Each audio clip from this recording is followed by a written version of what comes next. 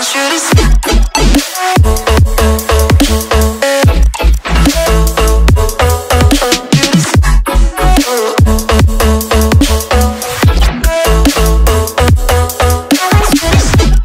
Assalamualaikum warahmatullahi wabarakatuh. Selamat sore ya, sekarang ya sudah pukul berapa ini? Sekitar jam 1 ya, setengah 2. Jadi mungkin teman-teman juga aku harapnya masih semangat karena mungkin siang-siang gini pada ngantuk, tapi aku juga bersyukur ternyata teman-teman masih pada semangat untuk melihat materi pada hari ini. Dan kalau bisa materi pada hari ini tuh bisa teman-teman manfaatkan. Kalau misalnya ada yang nggak ngerti, silahkan tulis dulu aja pertanyaannya di kolom komentar atau di kolom chat gitu ya. Atau nanti kita bisa sesi tanya jawab dari hasil pertanyaan yang ada di question box yang kemarin dilakukan oleh pihak dari Ready ataupun Unair gitu. Nah, jadi tema pada hari ini adalah mengenai planning your career path gitu. Kenapa bahas planning your career path? Karena sebetulnya kalau kita ngomongin karir itu akan terjadi dan kita alami selama sepanjang hidup kita gitu. Jadi kita nggak bisa yang namanya lepas dari yang namanya karir gitu. Kenapa? Karena tentunya kita juga mungkin dari usia-usia sudah lulus kuliah, sudah lulus sekolah, tentunya kita nggak mungkin diam di rumah aja gitu kan. Gitu. Jadi makanya kita juga butuh yang namanya karir untuk apa? Pastinya kalau secara realistis kita butuh yang namanya uang untuk menghidupi kebutuhan hidup gitu. Terus juga kita kan nanti ada yang mau berkeluarga, ada yang mau punya bisnis gitu kan. Itu juga butuh modal yang dimana dengan didapatkan dengan kita berkarir gitu. Jadi makanya karir ini harus kita rencanakan sejak dini. Karena apa? Karena karir itu kalau kita tidak planning dari sekarang gitu ya, itu bakal ada dampak-dampak negatifnya nih teman-teman. Yang pertama tentunya kita bakal mengalami kebingungan gitu, confused gitu. Mungkin teman-teman juga pernah dengar namanya quarter life crisis gitu. Kenapa banyak orang yang mengalami quarter life crisis? Karena dia tidak memplanning karirnya dari sejak dini gitu kan. Jadi dia bingung ketika lulus kuliah, aduh aku kerjanya apa ya? Aku harus di mana nih kerjanya? Aku harus ngapain gitu. Nah, kalau misalnya teman-teman yang sudah punya career planning gitu ya, itu sudah tahu nih setelah kuliah itu atau bahkan sebelum wisuda aja tuh udah tahu mau kerja di mana gitu. Nah, itu yang pertama. Yang kedua, tentunya anxiety. Kita cemas, khawatir, apakah pekerjaan aku sekarang ini tuh cocok atau enggak? Apakah ke depannya ini tuh karirnya bagus atau enggak? Apakah jenjang karirnya memang menjanjikan atau enggak gitu. Kita jadi nggak tahu gitu karena sebetulnya usia-usia 20 sampai 25 itu masa eksplorasi. Kalau di psikologi itu masa-masa di mana kita tuh menjelajah gitu. Jadi memang untuk di usia 20 sampai 25 tuh harusnya kita sudah bisa eksplorasi apakah kita cocoknya di mana, kita memang terjunnya di bidang apa kayak gitu ya, supaya tidak terjadi quarter life crisis tadi gitu.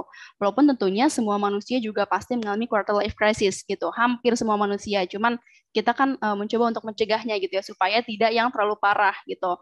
Karena kalau orang-orang yang memang sangat tidak bisa memplanning karirnya gitu, itu pasti bakal dianya tuh mungkin bisa aja putus asa, bisa juga bahkan sampai dia udah nggak ada motivasi gitu. Nah itu ya udah yang bahaya banget gitu. Jadi makanya kita coba mencegah dari sejak dini, dari zaman kuliah, bahkan dari zaman sekolah itu kita sudah memplanning ke depannya seperti apa. Terus juga yang ketiga give up tentunya. Kenapa? Karena banyak orang yang udah terjun ke dunia kerja, tapi ternyata dia ketika mengalami tekanan, mengalami beban, dia tuh langsung menyerah. Kenapa? Ya karena memang pekerjaannya mungkin gak cocok dengan dia gitu. Dia ngerasa kayak kok ini bukan aku banget, kok ini kayaknya aku kerja tuh hanya ya udah rutinitas sehari-hari, terus nggak ada motivasi yang bisa mendorong aku atau juga nggak ada hal-hal yang bisa aku dapatkan dari pekerjaan ini, hanya sekadar dapat uang aja gitu ya. Nah itu juga jadi berpengaruh terhadap motivasi kita yang dimana ya kita juga jadi gampang nyerah gitu ketika mengalami kegagalan, kita menjadi gampang putus asa gitu. Nah, pada akhirnya kita menjadi burnout gitu. Karena kenapa? Ya karena tadi kita udah berlarut-larut nih, misalkan selama sebulan, 2 bulan gak ada motivasi. Terus pada akhirnya kita jadi apa ya istilahnya kalau di psikologi itu ketika kita membiarkan rasa stres kita, membiarkan kecemasan kita berlarut-larut tanpa adanya solusi, itu bakal berpengaruh terhadap kesehatan mental yang dimana ya itu kalau misalnya kita kecapean nih sebulan 2 bulan ya udah paksain aja misalnya gitu, tapi ternyata itu tuh bakal berpengaruh terhadap kesehatan mental yang dimana kalau kita biarkan ya bisa menjadi burnout gitu. Nah kalau udah burnout itu bakal jadi susah gitu. Kenapa? Bukannya susah gak bisa diatasin, bisa diatasin, tapi itu bakal lebih jauh butuh waktu lah gitu karena burnout itu di mana kondisi di mana kita sudah lelah, sudah capek dengan pekerjaan kita, sudah sangat tidak punya motivasi. Jadi kitanya benar-benar kayak gak mau kerja gitu. Nah, itu yang bahaya gitu. Jangan sampai kita kayak resign itu karena kitanya udah benar-benar capek, udah nggak ada semangat gitu. Padahal dulu ketika kita lamar kerja tuh udah susah payah nih untuk melamar kerja, udah susah payah interview, susah payah rekrutmen. Ternyata setelah kita terjun ke dunia kerja, kitanya malah gampang nyerah dan akhirnya burn out gitu. Nah, pada akhirnya resign deh gitu. Resignnya ini kita nggak punya perencanaan gitu. Kita resign ya udah sekedar resign karena kitanya capek gitu. Padahal kalau kita pikirin lagi, yang namanya kerja itu pasti capek dimanapun itu berada. Mau sekarang nih di TikTok lagi rame kan di SCBD gitu kan orang-orang yang pakai lanyard coach katanya, yang pada pakai jas, blazer segala macam ya. Tetap aja mereka pun walaupun di gedung tinggi kerjanya, walaupun di perusahaan yang besar, walaupun di perusahaan yang bagus, tetap aja yang namanya kerja itu ya nggak ada yang enak. Kenapa ya? Karena capek, karena banyak tekanan segala macam yang mungkin nggak mereka perlihatkan di video-video gitu ya. Kalau di TikTok mungkin kelihatannya kayak enak banget ya yang kerja di SCBD, bagus banget, gajinya gede segala macam. Tapi kan ya mereka nggak tahu tuh dalamnya tuh gimana, mereka dapat tekanan dari bos, dari atasan, dapat dimarahin juga kan, mereka nggak ngeliatin gitu. Jadi makanya kalau kita resignnya hanya alasannya itu karena capek, karena kitanya ya nggak mau apa ya, nggak mau dapat tekanan ya, itu salah juga. Karena ya tentunya kalau kita pindah ke perusahaan lain, tentunya ya ada sesuatu hal yang membuat kita nggak nyaman gitu ya. Tapi jangan sampai ke toxic aja gitu, karena beda ya. Hal-hal yang membuat kita sekadar capek, tapi yang itu memang ada toksiknya gitu ya. Toksiknya itu yang mungkin lingkungannya tuh yang suka ngegosip, misalnya, atau atasannya yang memang tidak kooperatif, yang tidak bisa balance dengan karyawannya, itu yang bisa jadi toksik gitu. Jadi ada perbedaan gitu. Kalau misalkan kita sekedar capek, mungkin itu hanya dari internal kita aja gitu. Kitanya yang mungkin malas gitu, kitanya yang mungkin yang nggak ada motivasi gitu. Kenapa nggak ada motivasi? Karena tadi kitanya nih anxiety, confused, karena kitanya tidak bekerja sesuai dengan passion kita gitu. Nah, makanya kenapa hari ini kita akan membahas tentang perencanaan karir, yaitu planning your career path gitu. Nah, jadi makanya teman-teman ini harus tahu banget kenapa karir itu penting ya. Mungkin di sini juga masih banyak yang fresh graduate gitu, yang masih kuliah juga banyak gitu ya. Nah, dari sekarang makanya harus dipersiapkan gitu. Nah, sebelum kita bahas lebih lanjut gitu ya, aku juga bakal kasih tahu definisi dari karir. Nah, karir itu adalah seluruh pekerjaan atau jabatan yang ditangani atau dipegang selama kehidupan kerja seseorang. Di sini ada highlight-nya itu selama kehidupan gitu. Jadi pasti dialami sepanjang hidup kita gitu, bahkan sampai kita tua, mungkin sampai umur 50 tahun, 60 tahun gitu. Pensiun kan sekarang 60 tahun atau 65 gitu. Jadi tentunya banyak orang yang ya itu selalu bekerja mungkin sampai dia tua, atau bahkan setelah dia pensiun tuh dia bisnis lagi, dia punya side job lagi, dia punya kayak jadi usahanya dia sendiri gitu. Dan itu juga termasuk dalam karir gitu. Jadi makanya kita nggak bisa yang usia 60, 65 kita berhenti berkarir ya udah, nggak gitu. Terus kita dapat uangnya dari mana kalau kayak gitu ya, kecuali mungkin orang-orang yang sudah punya uang simpanan di masa tua gitu ya, dan dia pensiun di pensiun di usia-usia 40, usia 50, dan dia udah punya pegangan di masa tua dan gak usah kerja lagi, nggak masalah gitu. Tapi kalau buat kita mungkin yang belum punya pegangan untuk di usia pensiun nanti, nah itu harus berkarir sampai ya tidak ada waktu yang ditentukan gitu, nggak tahu sampai kapan, yang penting ya selama kehidupan kita gitu. Nah, jadi kalau karir itu sifatnya itu unik teman-teman, kalau kita ngomongin karir ya. Kenapa? Karena ya tiap orang tuh punya different journey gitu, pengalaman atau perjalanan yang berbeda-beda gitu ya. Jadi nggak bisa yang namanya kita tuh sirik sama orang, oh dia udah jadi manajer, oh dia udah jadi supervisor, oh dia udah jadi bos misalnya. Terus kita nggak tahu prosesnya dia kayak gimana gitu. Ya karena memang setiap orang itu ya punya kelebihan dan kekurangan masing-masing gitu. Kita nggak tahu nih journey dia gitu ya, perjalanan dia tuh kayak gimana sampai dia di titik yang sekarang gitu. Kita nggak bisa yang ngebandingin, aku juga harus jadi bos kayak dia, aku harus jadi manajer kayak dia. Tapi kita pengen langsung instan gitu. Kita nggak menikmati prosesnya gitu.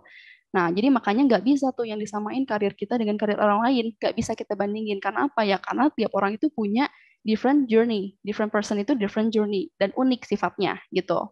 Nah, dalam karir juga ada yang namanya jenjang karir, yaitu career path yang kita bahas pada hari ini. Apa itu career path? Nah, jadi career path ini adalah rangkaian gitu, rangkaian posisi yang harus dilalui oleh masing-masing karyawan untuk mencapai tingkat posisi tertentu dalam perusahaan. Jadi kalau career itu kan tadi sebuah perjalanan ya, perjalanan sama kehidupan. Kalau career path itu adalah jenjangnya. Jadi rangkaian-rangkaian dari perjalanan kita. Nah, rangkaian ini dalam bentuk tangga nih, di sini ada tangga. Kita dari bawah ke atas, dari staff dulu, terus supervisor, terus manager, terus director gitu kan. Nah, itu rangkaian-rangkaian posisi yang kita lewati selama hidup kita, yaitu di jenjang karir ini gitu. Nah, kalau kita ngomongin career gitu ya, itu sama nggak sih sama job, sama kerja biasa gitu.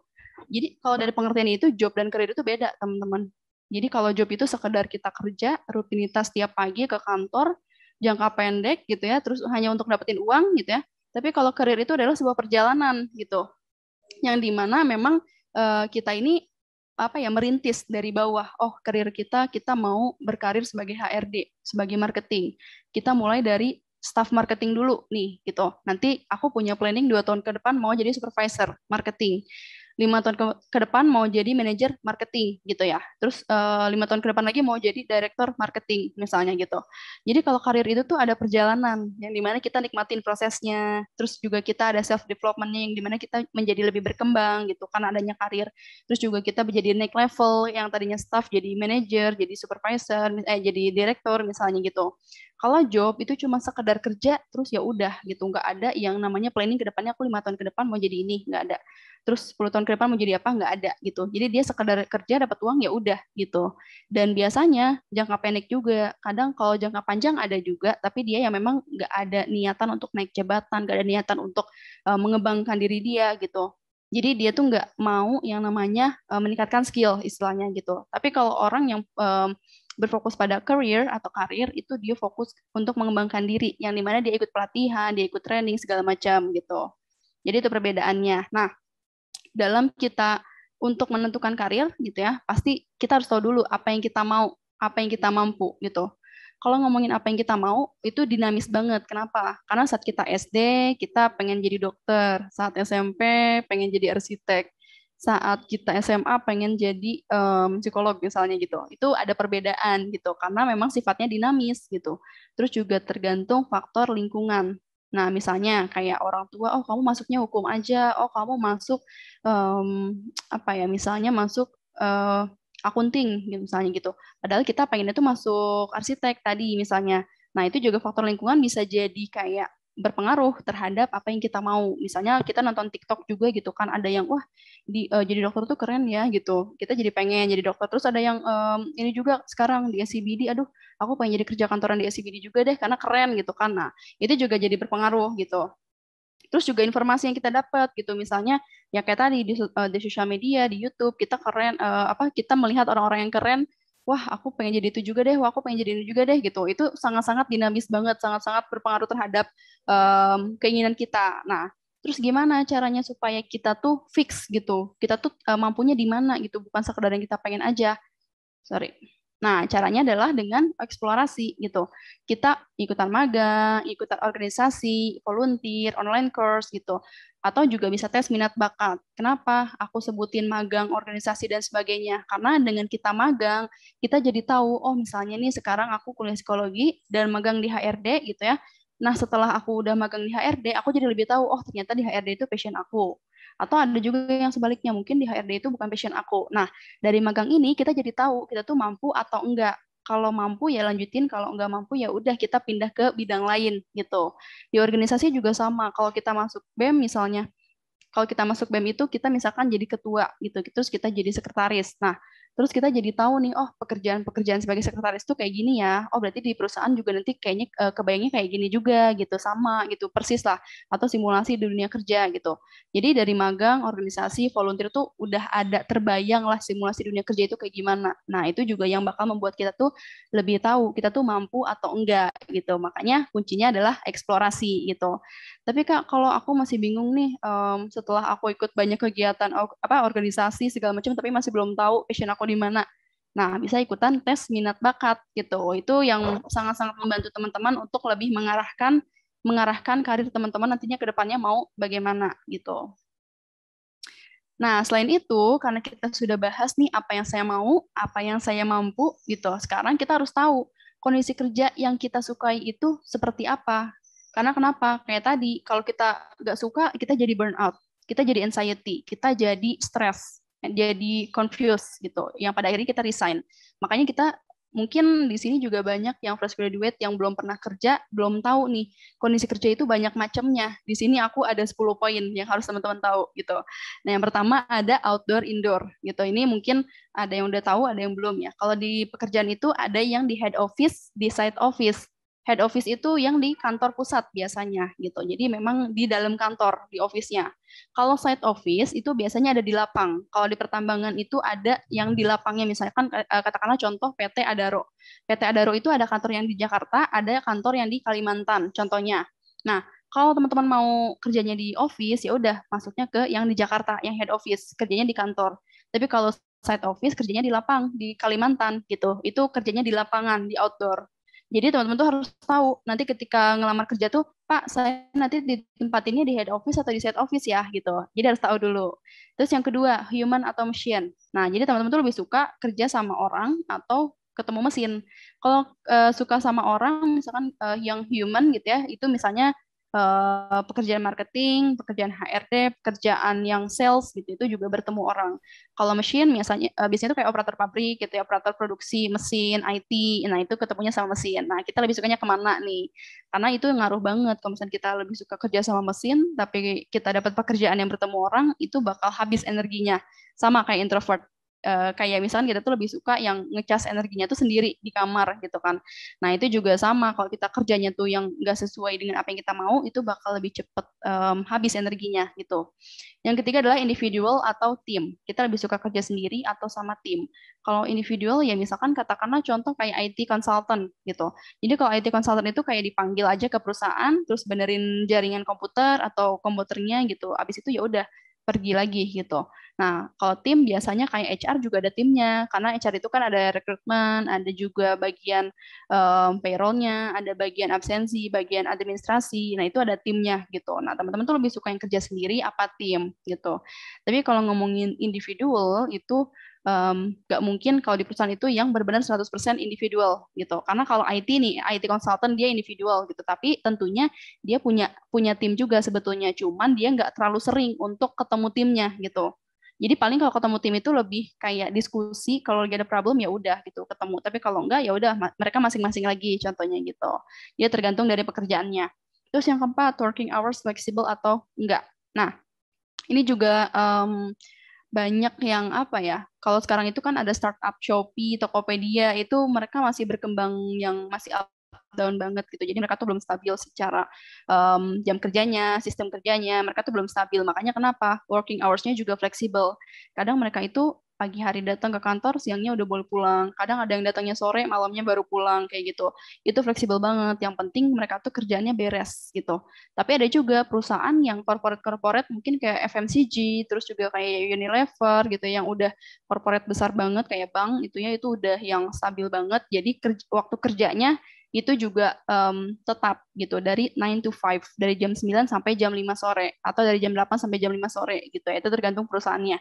Nah, kita lebih sukanya yang fleksibel apa yang enggak gitu karena ada juga orang yang dia tuh orangnya tuh yang apa ya istilahnya tuh fleksibel banget, dia nggak suka keteraturan, dia nggak suka yang rutin setiap hari seperti itu gitu. Jadi makanya dia lebih suka jam kerja yang fleksibel, yang penting dia tanggung jawab dan kerjanya beres. Nah, itu juga dipilih tuh. Oh, berarti kita masuknya startup nih kayak Shopee, Tokopedia atau startup yang lain juga boleh gitu.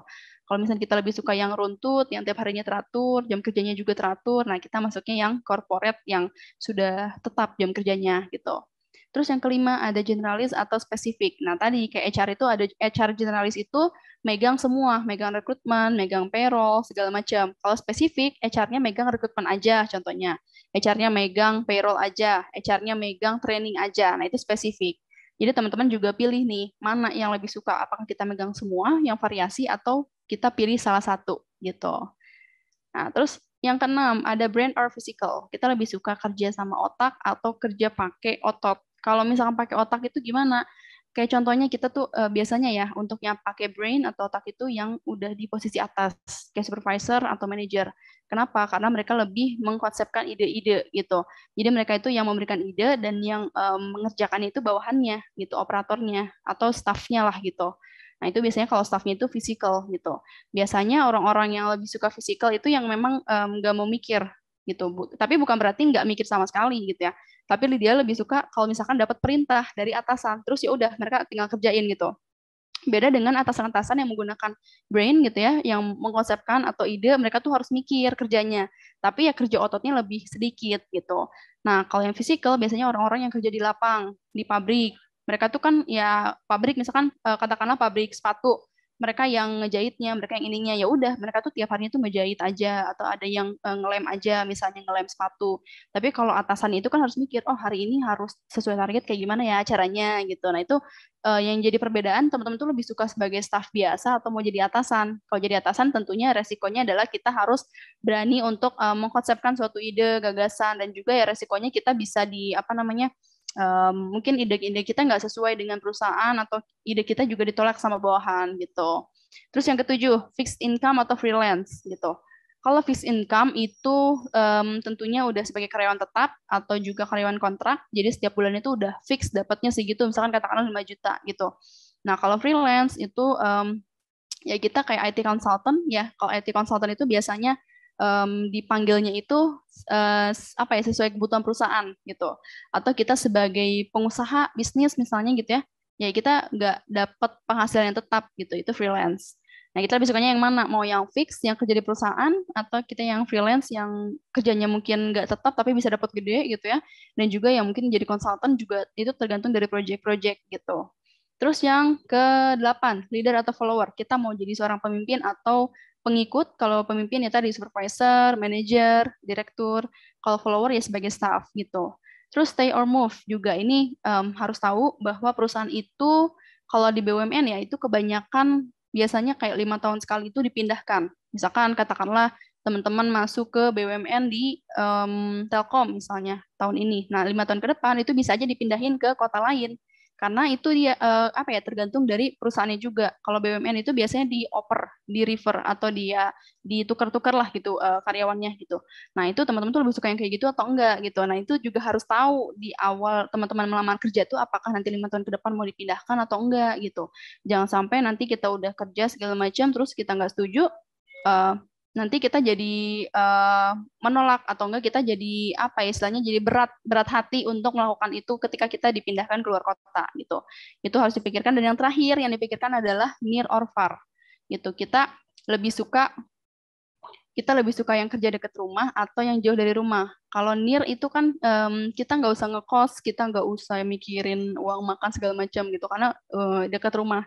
Tapi kalau misalkan untuk yang far, yang jauh gitu ya, kita harus rantau ya berarti harus mikirin uang transport, uang rumah, uang makan segala macam itu harus dipikirin. Nah, terus yang selanjutnya kita harus tahu juga strength dan weakness gitu. Kalau strength ini kan kekuatan kita sama kelemahan kita, weakness-nya. Nah, ini harus tahu dulu karena di strength ini tuh di sini sebentar. Nah, strength ini tuh ahli di bidang apa gitu, sumber dari luar diri yang bisa dimanfaatkan, tanya kelebihanmu dari pandangan orang lain. Kita harus tahu dulu, oh kita kelebihannya di bidang apa nih? Kayak tadi misalnya kita bidang marketing, ahlinya di bidang HR, ahlinya di bidang sales gitu. Itu harus tanya. Dan weakness juga apa yang menjadi penghambat kamu gitu. Nah, ini gimana cara taunya? Dengan cara menggunakan teknik Johari Window. Nah, ini mungkin bakal aku coba nggak terlalu bahas lebih dalam gitu ya, tapi aku bakal coba bahas dari segi ikigai. Nah, gimana cara tahu supaya kita bisa tahu cocok di apa ya pekerjaan yang kita mau tuh cocok nggak sih sama diri kita. Nah, yang pertama adalah what you love gitu. Jadi dari ikigai of career journey ini adalah cara-cara supaya kita ini bisa menentukan journey dari karir kita, perjalanan karir kita. Kita ini mau jadi apa? Kita ini sukanya di mana gitu menggunakan ikigai ini gitu. Yang pertama what you love adalah apa yang kita suka gitu. Yang pertama. Jadi teman-teman nih bisa mulai sekarang mungkin sambil dicatat ya, sambil lihat ini, sambil dicatat apa yang kita suka, what you love. Kita list dulu aja. Misalkan kita sukanya arsitek, kita sukanya jadi dokter, kita sukanya jadi lawyer misalnya. Kita tulis aja dulu apa yang kita suka. Nah, baru yang kedua what the world need gitu. Apakah yang kita suka itu dibutuhkan oleh dunia atau enggak? Misalnya kita sebagai arsitek itu dibutuhin nggak sih sama di Indonesia gitu ya? Ya kita carinya di Indonesia dulu aja ya, karena kan kita lagi tinggal di Indonesia juga gitu. Apakah seorang arsitek dibutuhkan nggak di Indonesia? Apakah banyak yang membutuhkan nggak gitu? Kalau banyak, oke, kita checklist lagi gitu. Terus lawyer, apakah di Indonesia itu sekarang banyak dibutuhkan nggak nih? Kalau misalkan enggak, ya udah kita X aja misalnya gitu. Kalau banyak dibutuhkan ya udah kita checklist lagi. Nah, itu kita coba list-list dulu.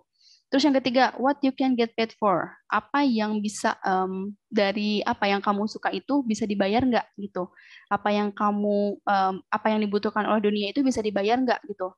Karena gini, misalnya kita sebagai IT consultant, yang kita suka tuh sebagai IT consultant misalnya, dan yang dunia butuhkan itu ya IT consultant juga. Jadi IT consultant itu dibutuhkan oleh dunia, dibutuhkan oleh di Indonesia. Masih banyak di Indonesia itu yang membutuhkan seorang IT consultant. Oke.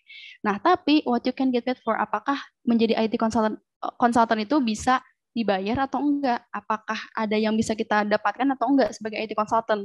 Karena kalau kita mikir realistis, kita juga kerja itu kan pasti ingin mendapatkan uang, mendapatkan tunjangan untuk apa? Untuk pensiun kita, untuk kehidupan sehari-hari gitu kan. Jadi nggak mungkin kita sekedar kerja terus nggak dapat uang gitu kan. Ya kita makan dari mana gitu. Jadi makanya kita juga harus mikir, oh sebagai IT consultant, apakah itu bisa dibayar? Apakah bayarannya berapa? Apakah besar atau kecil? Nah itu harus dipikirkan. Dan yang terakhir, what you are good at gitu. Tadi kita udah list sebagai lawyer, sebagai arsitek, sebagai IT consultant. Dari ketiga itu, apa yang kita terbaik yang bisa kita lakukan? Oh, kita paling bisanya sebagai IT consultant. Oke, ya udah, kita tulis kelebihan dan kekurangan IT consultant itu apa aja. Nah, jadi kita bisa membandingkan antara ketiga itu gitu ya. Kalau teman-teman bingung misalnya sekarang gitu ya, itu bisa list dulu kayak tadi dari awal, what you love, what the world need, what you can get paid for, terus what you are good at. Kamu paling baiknya di mana gitu. Nah, itu dari ikigai ini yang keempat ini tuh kamu jadi lebih tahu, oh ternyata aku tuh paling baiknya di mana gitu.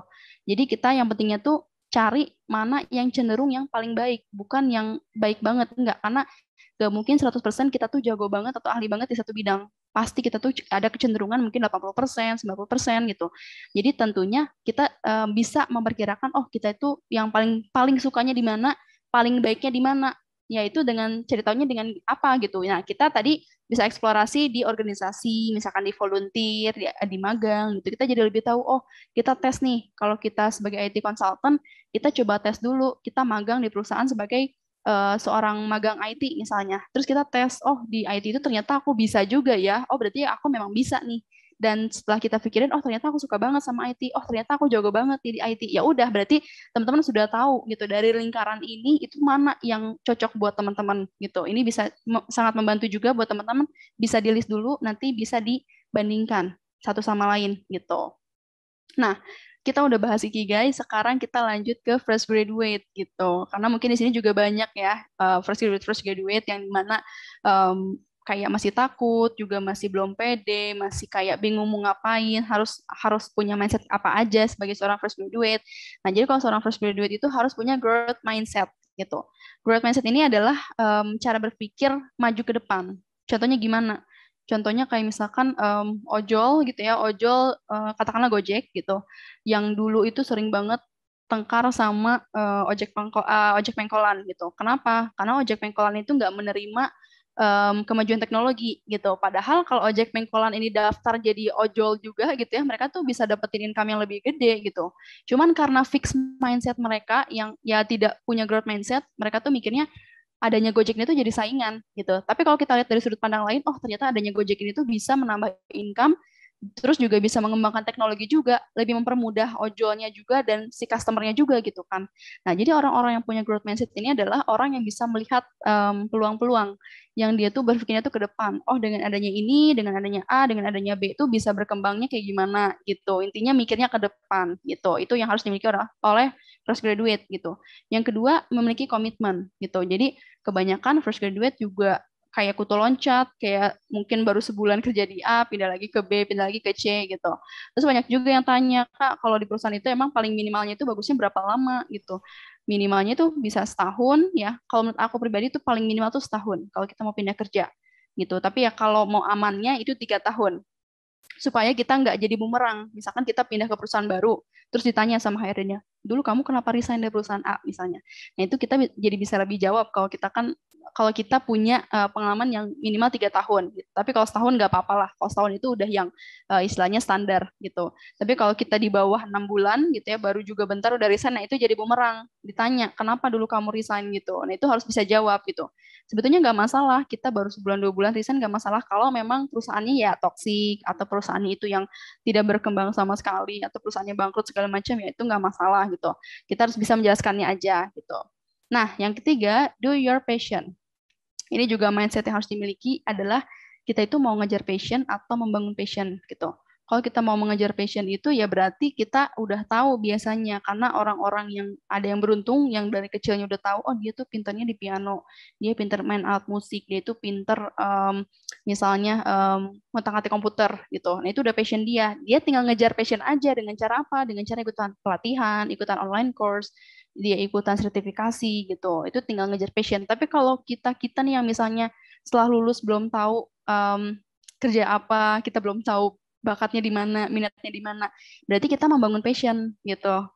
Kayak contohnya aku yang dulu itu ya dari psikologi ya, walaupun memang dari psikologi ke HRD itu satu linear gitu ya, sama. Cuman ketika aku lulus dari psikologi itu aku belum belum yakin banget nih aku mau kerja di mana gitu. Dan ternyata setelah aku dapat kesempatan di HRD, ya udah aku ambil dulu gitu kan. Aku kayak nyari pengalaman dulu. Dan aku memang niat untuk membangun passion di situ dulu. Apakah aku cocok atau enggak gitu. Karena aku belum tahu passion aku gitu kan. Nah, jadi makanya setelah aku masuk ke HRD, terus ya udah aku menjalani menjadi seorang HRD, ya udah ternyata memang aku tuh bisa passion di situ. Ternyata aku udah membangun passion di HRD gitu. Nah, itu juga yang mungkin bisa teman-teman coba nih. Teman-teman tuh misalkan di setelah lulus kuliah coba dulu di marketing. Di marketing cocok nggak ya setahun? Oh, kalau nggak cocok ya udah ganti lagi gitu. Kalau misalkan yang kedua kita pindah menjadi seorang finance, misalnya teman-teman tuh pindah jadi akunting gitu ya. Terus ternyata cocok. Ya udah berarti teman-teman tuh membangun passionnya di akunting aja karena sudah cocok gitu. Nah, gimana cara membangunnya? Kita sebetulnya punya firasat, punya feeling, oh kita tuh suka sama kerjaannya, kita semangat datang kerjanya, kita juga punya inovasi-inovasi ketika bekerja. Nah, itu juga salah satu ciri, oh kita tuh memang passion gitu di bidang itu gitu. Karena passion itu bukan yang ada ukuran pastinya, oh kalau kita kayak gini kita passion, enggak. Tapi ya itu juga bisa kita rasakan kalau kita punya feeling cocok, kita ada semangat, ada motivasi, nah itu bisa jadi passion. Nah, teman-teman bisa coba bangun passion di situ kalau udah ngerasa cocok gitu. Terus yang keempat, yakin dengan kemampuan diri. Ini juga banyak ya, kalau di kantor-kantor yang fresh graduate gitu, yang lagi meeting, yang lagi ngerjain sesuatu, itu mereka tuh nggak pede. Karena kenapa? Ngerasa junior gitu. Padahal junior itu bukan berarti nggak bisa apa-apa gitu kan. Kita kan udah 4 tahun nih kuliah, nggak mungkin nggak bisa apa-apa gitu. Jadi kalau ada senior di kantor yang mungkin menyepelekan, meremehkan, ya kita kan masuk ke perusahaan itu tentunya ada sesuatu dong yang bisa kita jual. Kenapa kita bisa diterima di perusahaan? Tentunya pasti ada sesuatu gitu. Gak mungkin kita yang nggak bisa apa-apa diterima gitu. Nah, jadi teman-teman tuh pede aja bahwa kita tuh punya kemampuan. Mungkin kemampuan ini masih dalam bentuk teori. Jadi makanya di dunia kerja kita aplikasikan dalam bentuk kerja di lapang gitu, kerja dalam bentuk realitanya gitu. Kalau di kuliah teori aja, di dunia kerja itu udah terjun ke realitanya gitu. Jadi yakin aja bahwa kita punya kemampuan diri. Terus yang kelima berani speak up, ini juga banyak kalau di meeting-meeting juga banyak yang diam fresh graduate itu ya. Jadi kalau bisa kita coba untuk speak up, kayak kita punya pendapat tuh ya udah omongin aja gitu. Karena itu bakal melatih komunikasi kita juga dan bakal melatih kepercayaan diri kita juga. Dan yang terakhir, menerima kegagalan itu sebagai pembelajaran. Nah, karena masih junior gitu ya, pasti tentunya banyak kesalahan gitu. Jadi kalau misalnya kita dapat mungkin salah dalam pekerjaan, kita dimarahin bos, itu jangan langsung udah aku mau resign gara-gara aku dimarahin atasan misalnya. Nah, itu banyak tuh yang kayak gitu juga. Jadi kita tuh belum terlatih secara mental. Nah, makanya ketika para junior yang mungkin dimarahin atasan atau bos, ya udah itu jadikan sebagai refleksi diri gitu. Oh, memang kitanya salah, memang kerjaan kita harus diperbaiki. Nah, caranya gimana? Caranya kita bisa tanya nih ke mentor kita. Mentor kita ini adalah biasanya supervisor kita sendiri gitu, atasan kita sendiri gitu. Kita tanya salahnya di mana, apa yang harus kita perbaiki gitu, apa yang harus kita improve ke depannya gitu. Nah, itu kita tanya dan jadikan itu sebagai pembelajaran gitu. Karena tentunya kita nggak bakal luput yang dari yang namanya dimarahin atasan gitu. Kayaknya pasti semua orang yang kerja itu pernah dimarahin atasan gitu. Mau yang ringan, mau yang berat itu tergantung pekerjaannya gitu. Nah, kalau ngomongin soft skill juga mungkin ini takutnya durasinya nggak banyak gitu ya. Jadi aku bakal coba pilih yang 3 teratas aja soft skill yang paling penting yang harus dimiliki di dunia kerja yaitu communication skill gitu. Jadi kalau communication skill ini tuh penting kenapa? Karena semua jabatan ya bukan hanya seorang leader aja yang harus punya tapi semua jabatan. Kenapa?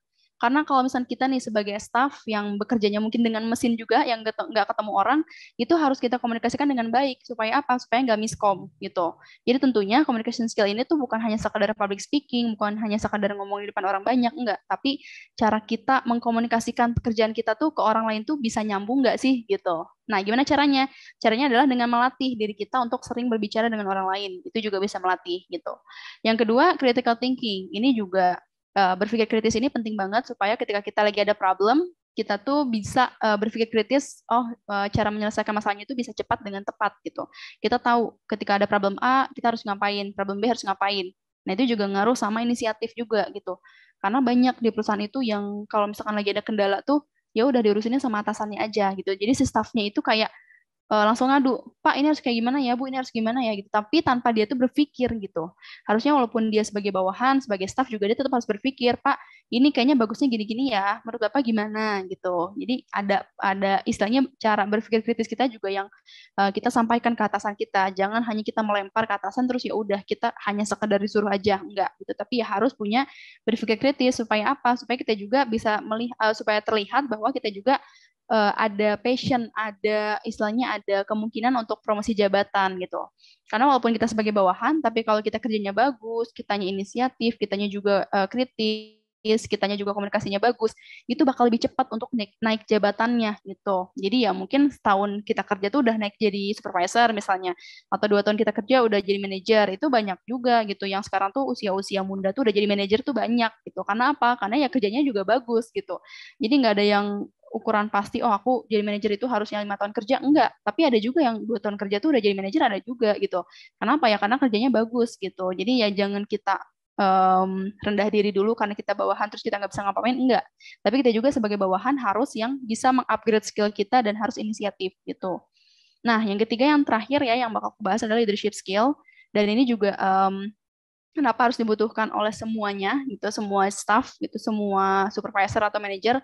Karena kenapa kalau kita yang sebagai bawahan tapi udah punya leadership skill itu bakal lebih cepat naik jabatannya gitu. Karena ada juga di perusahaan aku tuh yang dulu tuh kemarin pernah aku tawarin untuk naik jabatan jadi supervisor, tapi karena dia itu gak ngerasa bisa memanage bawahannya dengan baik, dia nggak nerima itu. Jadi dia pengennya jadi bawahan aja. Dia tuh padahal kerjanya udah bagus, detail, rajin gitu ya. Tapi karena dia nggak punya leadership skill, dia jadi nggak bisa naik jabatan. Karena dia ngerasa nggak punya sisi seorang leader gitu. Karena itu sayang banget gitu. Padahal kalau kitanya berpikir jauh ke depan gitu ya, kalau kitanya punya planning, tentunya kita juga kan pengen dong naik sebagai leader, naik jabatan. Tapi karena dia yang ngerasa nggak punya leadership skill, dia nggak punya keberanian, ya udah akhirnya dia tolak gitu. Padahal itu adalah suatu kesempatan yang nggak semua orang lain bakal dapetin gitu. Jadi makanya kalau menurut aku ya itu harus dilatih sejak dini. Caranya gimana? Dengan tadi pasti balik lagi ke eksplorasi. Kita ikutan organisasi, ikutan mungkin pelatihan boleh gitu ya, atau juga ikutan magang itu juga bisa melatih. Tapi kalau ikutan BEM itu kalau bisa kita jadi ketua divisi, kalau jadi ketua pelaksana, jadi ketua BEM. Kalau ketua BEM mungkin agak susah, tapi kita coba aja jadi ketua divisi dulu, ketua pelaksana dulu atau ketua dari mungkin suatu acara misalnya. Nah, itu bisa dicoba dulu supaya bisa melatih leadership skill kita gitu. Nah, mungkin ini aku bakal bahas sedikit aja untuk swasta BUMN PNS ini ada perbedaan dari segi rekrutmen dan seleksi gitu ya. Kalau PNS ini sebetulnya kayak dia tuh bisa sendiri ya. Biasanya kalau dari rekrutmennya tuh dia beda, tesnya tuh serempak. Mungkin sama kayak BUMN juga dia serempak juga, tapi kadang ada juga yang nggak serempak gitu, tergantung dari perusahaannya. Dari segi gaji juga beda, tunjangan beda, perjalanan dinas juga beda, dan biasanya kalau PNS itu ada beda-beda nama jabatan. Misalnya kalau di swasta BUMN itu kan ada HRD, tapi kalau di PNS itu ada auditor namanya biasanya. Jadi tergantung dari instansinya juga gitu. Jadi intinya ada perbedaan-perbedaan yang dimana semua peraturan itu beda-beda setiap perusahaan gitu. Dan tentunya juga budaya kerjanya juga beda. Pengembangan dirinya, jenjang karirnya juga beda. Misalnya kalau kita di startup, kalau di Shopee, Tokopedia itu bakal lebih cepat naik jabatan. Kenapa? Karena mereka itu tingkat turnover-nya juga tinggi. Turnover itu apa? Orang-orang yang banyak yang resign gitu. Jadi banyak orang-orang yang di Shopee itu yang mungkin karena kerjanya juga berat gitu ya, Tokopedia juga berat gitu ya. Pokoknya yang di startup yang masih belum stabil itu berat. Karena kenapa? Karena mereka fleksibel kan. Terus deadline kerjanya juga banyak biasanya mereka itu. Tapi ya itu kita bakal bisa lebih cepat naik jabatan kalau di tempat-tempat kayak gitu. Nah, beda kalau misalnya kita kerjanya di bank, kalau kita kerjanya di corporate yang udah stabil banget, itu bakal lebih susah untuk naik jabatan karena ada syarat-syarat yang udah ketat banget nih. Oh, kalau kamu mau jadi manajer, kamu syaratnya ini nih, misalnya gitu. Atau kalau mau jadi supervisor, kamu syaratnya ini nih gitu. Tapi kalau di startup itu yang penting kamu bisa kerja di sebagai atasan gitu ya dan kamu kerjanya bagus ya udah biasanya ya udah langsung dipromosi jabatan gitu. Dan itu tergantung masing-masing ketentuan perusahaan juga gitu. Cuman kalau dari jenjang karir, kalau di startup itu bisa lebih cepat naiknya dibandingkan corporate yang sudah stabil gitu. Nah, jadi ini untuk gambarannya, untuk jabatan-jabatan yang bisa dilihat, ada internship, ada staff. Kalau internship ini tuh nggak termasuk struktur organisasi ya, gitu. Cuman di sini aku cantumin di bawahnya staff, karena biasanya kalau misalkan contohnya ada staff HRD, dan ada yang magang HRD, ya magang HRD itu ada di bawahnya staff HRD gitu. Terus di atasnya ada supervisor, yang tadi sering aku bilang, ini tuh di atas staff, jadi supervisor ini tuh atasan dari staffnya. Superintendent juga atasan dari supervisor gitu. Ini tergantung perusahaannya apa ada apa enggak. Di atasnya ada manajer dan di atasnya lagi direktur, ini udah yang paling tinggi gitu. Oke, kita masuk ke responding. Ini mungkin untuk waktunya kalau masih banyak aku coba bahas, kalau enggak mungkin aku agak cepat ya. Mungkin bisa di chat ya untuk waktunya ya. Oke. Kita lanjut lagi responding di sini. Nah, responding ini adalah cara kita merespon atasan, rekan kerja, ataupun bawahan kita. Misalnya, responding ini tuh ada merespon orang-orang yang karakternya merah gitu. Nah, ini ada perbedaan karakter. Jadi kalau di perusahaan itu biasanya nggak semua orangnya itu merah. Maksudnya gimana gitu? Semua orang yang merah itu dia itu orang itu tegas banget. Dia tuh orangnya yang to the point banget. Dia tuh orangnya keras gitu. Dia tuh orangnya yang nggak mau diatur. Itu yang merah. Nah, terus kalau kita lihat merah itu kan kebanyakan apa ya, bagus, leadership skill-nya bagus. Dia bagus sebagai seorang leader, bagus sebagai seorang atasan. Tapi perusahaan pun nggak semuanya ngerekrut orang merah. Ya karena kalau misalkan semua satu perusahaan nih merah semua, semuanya pengen jadi leader, semuanya pengen jadi atasan gitu. Jadi makanya tentunya perusahaan pun merekrut orang-orang merah, orang kuning, ungu, hijau. Nah, jadi ada bervariasi gitu. Jadi buat teman-teman nih yang merasa leadership skill-nya kurang, ya jangan yang kayak rendah diri, oh aku kayaknya nggak akan masuk karena leadership skill aku tuh jelek gitu. Enggak, karena kan perusahaan pun nggak semuanya dong merekrut orang-orang yang leadership skill-nya bagus, nggak semuanya merekrut orang-orang yang detail, nggak semuanya merekrut orang-orang yang jago di marketing, enggak, tapi kan bervariasi gitu. Nah, merah itu gimana? Kayak tadi, merah itu lebih kepada keras, tegas, terus juga nggak mau diatur gitu. Biasanya dia tuh harus diberikan target atau sasaran. Jadi orang merah itu dia nggak suka kalau misalnya dia nggak di apa ya, nggak dikasih jabatan yang jelas, nggak dikasih wewenang yang jelas. Jadi kalau misalkan seorang, misalkan katakanlah manajer HRD, nah dia tuh harus dikasih nih kayak tujuannya tuh aku sebagai manajer tuh harus ngapain aja, itu harus jelas gitu wewenangnya gitu. Jadi nggak bisa yang abu-abu gitu. Nah yang kedua beri kesempatan berkreasi. Wewenang, area tanggung jawab, monitor sesekali. Nah, kalau monitor sesekali ini tuh maksudnya adalah orang merah ini tuh nggak suka yang di apa ya, istilahnya diawasin terus, nggak suka. Lebih suka yang dia tuh ya udah ditanya sesekali, misalnya seminggu sekali, oh kerjaan kamu kayak gimana, kerjaanmu bagus gak, kerjaanmu lancar nggak gitu. Jadi nggak suka yang terlalu diawasin gitu. Terus juga beri kebebasan berkarya, terus juga segera mandiri ya, segera itu harus to the point. Mandiri juga dia nggak suka yang sebetulnya kerja yang terlalu tim sebetulnya gitu ya, dia lebih suka sebagai atasan tadi. Terus juga berikan alternatif pilihan. Nah dia tuh kalau misalkan disuruh itu nggak mau, dia lebih suka dikasih pilihan, kamu maunya A atau B gitu. Terus kiri atau kanan gitu ya, kayak ya atau tidak gitu. Jadi intinya kayak gitu. Nah ini tuh maksud dari materi ini yang coaching type ini tuh apa? Maksudnya adalah ketika kita memberikan respon ke orang merah tuh harus kayak gimana gitu. Misalnya nih kita punya bawahan orangnya tuh merah gitu. Nah, berarti cara cara kita meresponnya, cara kita memperlakukan dia itu harus seperti ini. Yang harus kita lakukan itu ini. Berikan target gitu, berikan kesempatan berkreasi, beri kebebasan, harus diberikan alternatif pilihan kayak gitu-gitu, beri area tanggung jawab gitu. Nah, ini kalau kita punya bawahan yang merah atau punya rekan kerja yang merah tuh harus kita kayak gini. Atau punya atasan yang warnanya merah harus kayak gini gitu. Nah, cara tahu merah, kuning, atau ungu, hijau ini tuh kayak gimana? Nah, ini ada tesnya lagi, ada tes khusus yaitu tes foto karakter. Nah, ini juga coming soon di Sciatalk Indonesia, itu bakal ada nanti untuk tesnya ini, jadi teman-teman bisa dicek aja nanti di Sciatalk Indonesia. Jadi ini tuh merah, kuning, hijau, ungu ini tuh bisa bermanfaat untuk tahu kita itu cocoknya di bidang apa kerjanya, tahu kita cocoknya karirnya di mana gitu. Nah, lanjut lagi ke yang kuning, coaching type kuning itu biasanya orang kuning itu lebih suka ngomong, lebih suka yang dia itu menjelaskan sesuatu gitu. Dia tuh nggak terlalu suka yang dikasih kekerasan. Contohnya kekerasan itu kayak misalkan dimarahin gitu, nggak suka gitu. Terus juga kayak dia tuh lebih suka yang apa ya, menjadi juru bicara lah gitu. Dia tuh karena lebih suka ngomong, jadi dia lebih suka berbicara dibandingkan mendengarkan juga. Nah, cara untuk menghadapi orang yang kuning ini adalah tunjukkan cara dan perhatian kita gitu. Oh, kamu udah selesai belum kerjaannya? Contohnya misalnya, atau kamu kerjaan hari ini gimana? Bagus nggak gitu. Dia tuh harus tanya terus gitu yang kuning itu. Terus yang kedua, kasih contoh. Kalau kita ngasih kerjaan tuh harus kasih contoh.